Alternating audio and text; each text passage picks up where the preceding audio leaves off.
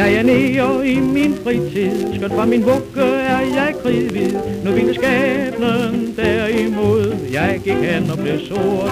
Se at spille er min hobby, som jeg med liv og lyst går op i. En skønne dag, så tror jeg nok, at jeg bliver noget stort. Jeg om dagen har job som kontorist, men hver nat er jeg rytmepianist. Jeg er nikker i fritiden, jeg smærter hovedet sort ved nitiden, for i et kulsort Harlem band er jeg nemlig vikar.